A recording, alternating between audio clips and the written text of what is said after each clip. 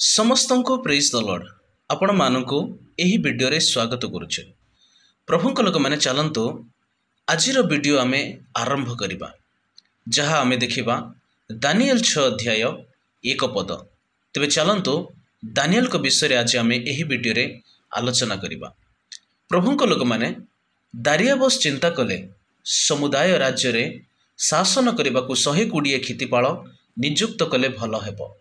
ସେହି ରାଜ୍ୟ 3 ଜଣ ତଦାରଖକାରୀଙ୍କୁ ସୁବେଦାର ଉପରେ ନିଯୁକ୍ତ କଲେ, ଯେପରି ସେମାନେ ରାଜାଙ୍କୁ ଠକି ନ ପାରିବେ ଓ କ୍ଷତି ସହି ପାରିବେ।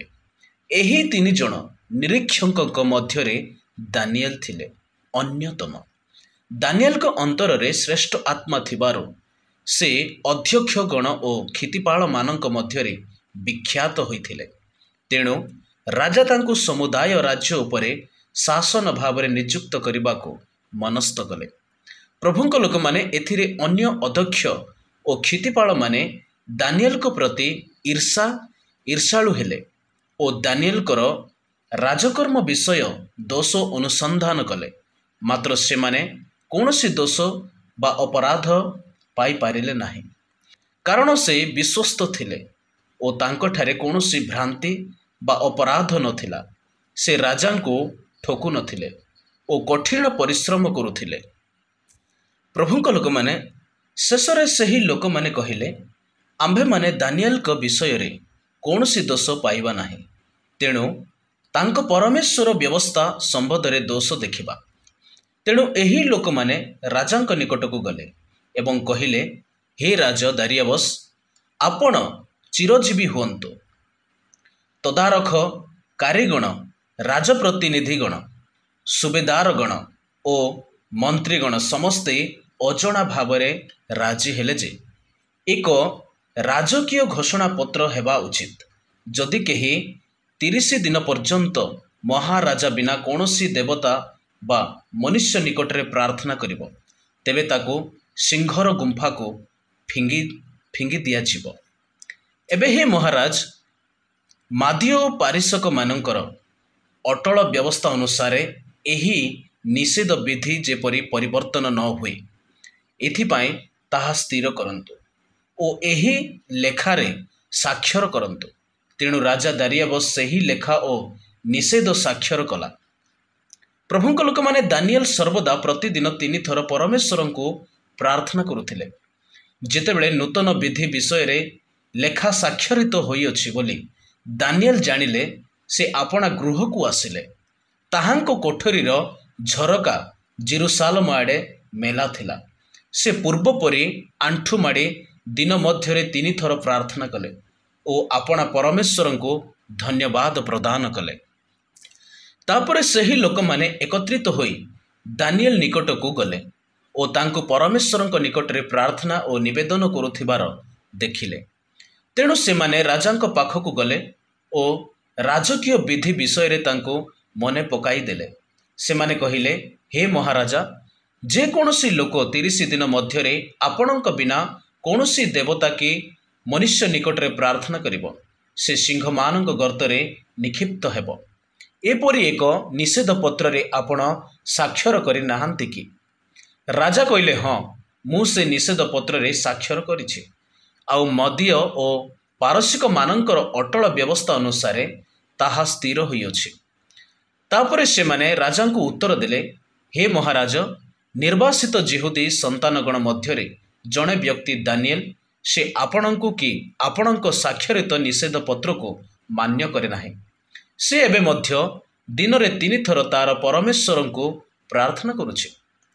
ତହୁଁ ରାଜା ଦୁଃଖିତ ଓ ବିବ୍ରତ ହୋଇ ପଡ଼ିଲା। ସେ ଦାନିଏଲକୁ ଉଦ୍ଧାର କରିବା ପାଇଁ ସ୍ଥିର କଲା, ଆଉ ତାହାକୁ ରକ୍ଷା କରିବା ପାଇଁ ସନ୍ଧ୍ୟା ପର୍ଯ୍ୟନ୍ତ ଉପାୟ ଚିନ୍ତା କଲା। ତାପରେ ସେହି ଲୋକମାନେ ଏକତ୍ରିତ ହୋଇ ରାଜାଙ୍କୁ କହିଲେ, ହେ ମହାରାଜା, ଆପଣ ଜାଣନ୍ତୁ, ମାଦୀୟ ଓ ପାରସିକମାନଙ୍କର ଏପରି ଏକ ବ୍ୟବସ୍ଥା ଅଛି। ରାଜା କୌଣସି ନିଷେଧ ଆଜ୍ଞା ବା ବିଧି ସ୍ଥାପନ କଲେ ତାହା କେବେ ପରିବର୍ତ୍ତନ ହୁଏ ନାହିଁ। ତହୁଁ ରାଜାଙ୍କ ଆଦେଶରେ ସେମାନେ ଦାନିଏଲକୁ ଆଣି ସିଂହମାନଙ୍କ ଗର୍ତ୍ତରେ ନିକ୍ଷେପ କଲେ। କିନ୍ତୁ ରାଜା ଦାନିଏଲକୁ କହିଲେ, ତୁମ୍ଭେ ଯେଉଁ ପରମେଶ୍ୱରଙ୍କର ଉପାସନା କରୁଅଛ, ସେ ତୁମ୍ଭକୁ ଉଦ୍ଧାର କରିବେ। ପୁଣି ଏକ ବଡ଼ ପଥର ଅଣାଯାଇ ଗର୍ତ୍ତ ମୁହଁରେ ରଖାଗଲା। ପୁଣି ରାଜା ନିଜର ମୁଦ୍ରାରେ ଓ ନିଜ ଅମାତ୍ୟ ଗଣଙ୍କ ମୁଦ୍ରାରେ ତାହା ଅଙ୍କିତ କଲା। ଏହା କରାଗଲା କାରଣ ସେହି ଦାନିଏଲକୁ ଗର୍ତ୍ତରୁ ବାହାର କରିବାକୁ ପଥର ଘୁଞ୍ଚାଇବେ ନାହିଁ। ତାପରେ ରାଜା ଆପଣା ପ୍ରାସାଦକୁ ଯାଇ ଉପବାସରେ ରାତ୍ରି ଯାପନ କଲେ, ଆଉ ବାଦ୍ୟଯନ୍ତ୍ର ବଜାଇ ତାଙ୍କ ଆଗରୁ ଆସିବାକୁ ବାହାରିବାକୁ ଅନୁମତି ମିଳିଲା ନାହିଁ। ପ୍ରଭୁଙ୍କ ଲୋକମାନେ ରାତ୍ରି ସାରା ସେ ଉଜାଗର ରହିଲେ। ପରଦିନ ପ୍ରଭାତରେ ରାଜା ସିଂହମାନଙ୍କ ଗୁମ୍ଫା ନିକଟରେ ତରବର ହୋଇ ପହଞ୍ଚିଲେ। ଚିନ୍ତିତ ରାଜା ଦାନିଏଲକୁ ବିଳାପ ସ୍ୱରୂପେ ଡାକିଲେ, ହେ ଜୀବିତ ପରମେଶ୍ୱରଙ୍କର ସେବକ ଦାନିଏଲ, ତୁମ୍ଭେ ପ୍ରତିଦିନ ଯେଉଁ ପରମେଶ୍ୱରଙ୍କୁ ସେବା କରୁଅଛ, ସେହି ପରମେଶ୍ୱର ତୁମ୍ଭକୁ ସିଂହମାନଙ୍କ ଠାରୁ ଉଦ୍ଧାର କରିଅଛନ୍ତି କି?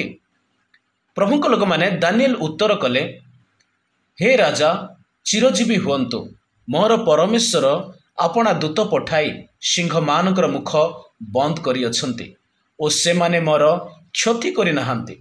କାରଣ ମୋ ପ୍ରଭୁ ଜାଣନ୍ତି ମୁଁ ନିର୍ଦ୍ଦୋଷ, ଆଉ ମୁଁ ମହାରାଜାଙ୍କର କୌଣସି କ୍ଷତି କରିନାହିଁ। ରାଜା ଦାରିଆବସ୍ ଅତ୍ୟନ୍ତ ଆନନ୍ଦିତ ହୋଇ ଦାନିଏଲକୁ ଗର୍ତ୍ତରୁ ଉଠାଇ ଆଣିବାକୁ ଆଦେଶ ଦେଲେ।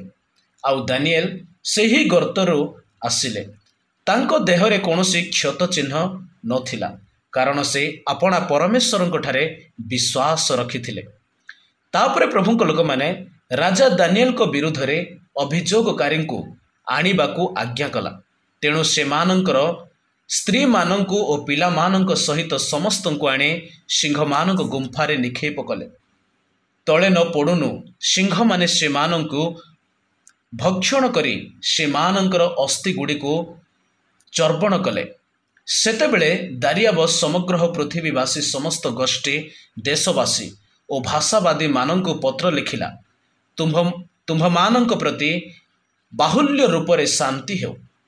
ମୁଁ ଆଦେଶ ଦେଲି ଯେ ମୋର ରାଜସ୍ୱ ସମୁଦାୟ ପ୍ରଦେଶର ସମସ୍ତ ଲୋକମାନେ ଦାନିଏଲଙ୍କ ପରମେଶ୍ୱରଙ୍କୁ ଭୟ ଓ ଭକ୍ତି କରିବା ଉଚିତ। ସେ ଜୀବିତ ପରମେଶ୍ୱର ଓ ନିତ୍ୟସ୍ଥାୟୀ ଅଟନ୍ତି। ତାଙ୍କର ରାଜ୍ୟ ଅନିନାଶୀ ଓ ତାଙ୍କର ପ୍ରଭୁତ୍ୱ ଅନନ୍ତ ନାହିଁ। ସେ ଲୋକମାନଙ୍କୁ ଉଦ୍ଧାର କରନ୍ତି ଓ ରକ୍ଷା କରନ୍ତି। ସେ ସ୍ୱର୍ଗରେ ଓ ପୃଥିବୀରେ ଅଦ୍ଭୁତ ଓ ଆଲୌକିକ କାର୍ଯ୍ୟ ସମ୍ପାଦନ କରନ୍ତି। ସେ ଦାନିଏଲକୁ ସିଂହମାନଙ୍କ ଠାରୁ ଉଦ୍ଧାର କରିଅଛନ୍ତି। ଏହି ରୂପେ ଦାନିଏଲ ଦାରିଆବସ୍ର ରାଜତ୍ୱ କାଳରେ ଓ ପାରସିକ କୋରସର ରାଜତ୍ୱ କାଳରେ ସଫଳକାମୀ ହେଲେ। ପ୍ରଭୁଙ୍କ ଲୋକମାନେ ଆପଣମାନେ ଦେଖିଲେ ତ ଦାନିଏଲ ଏକ ବିଶ୍ୱସ୍ତ ବ୍ୟକ୍ତି ଥିଲେ, ଯିଏକି ପରମେଶ୍ୱରଙ୍କୁ ଅତି ଭୟ ଓ ଭକ୍ତିର ସହିତ ସେବା କରିବା ସହିତ ତାହାଙ୍କ ନିକଟରେ ସେ ପ୍ରାର୍ଥନା କରୁଥିଲେ। ପୁଣି ଦିନକୁ ସେ 3 ଥର ଈଶ୍ୱରଙ୍କ ନିକଟରେ ସେ ପ୍ରାର୍ଥନା କରୁଥିଲେ। ପୁଣି ଏଠି ଆମେ ସ୍ପଷ୍ଟ ଭାବରେ ଜାଣିପାରିଲୁ, ଯେଉଁମାନେ ଈଶ୍ୱରଙ୍କୁ ଭୟ କରନ୍ତି, ତାହାଙ୍କର ବାକ୍ୟ ପାଳନ କରନ୍ତି, ତାହାଙ୍କର ଉପଦେଶକୁ ପାଳନ କରନ୍ତି, ତାହାଙ୍କର ବାକ୍ୟ ଅନୁସାରେ ନିଜର ଜୀବନ ଅତିବାହିତ କରନ୍ତି, ସଦାପ୍ରଭୁ କେବେ ମଧ୍ୟ ସେମାନଙ୍କୁ ଛାଡ଼ିବେ ନାହିଁ।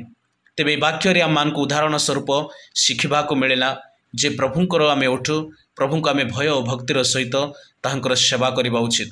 ପ୍ରଭୁ ପ୍ରତ୍ୟେକ ବିପଦ, ଅମଙ୍ଗଳରୁ, ଦୁର୍ଘଟଣାରୁ, ପ୍ରତ୍ୟେକ ରୋଗ ଓ ସମସ୍ୟାରୁ ସଦାପ୍ରଭୁ ଆମ ସମସ୍ତଙ୍କୁ ସୁରକ୍ଷା କରିବେ। ପ୍ରଭୁଙ୍କର ଧନ୍ୟବାଦ ହେଉ, ପ୍ରଭୁଙ୍କର ଗୌରବ ହେଉ। ଆପଣମାନଙ୍କୁ ମଧ୍ୟ ପ୍ରଭୁ ପ୍ରଚୁର ଭାବରେ ଆଶୀର୍ବାଦ କରନ୍ତୁ।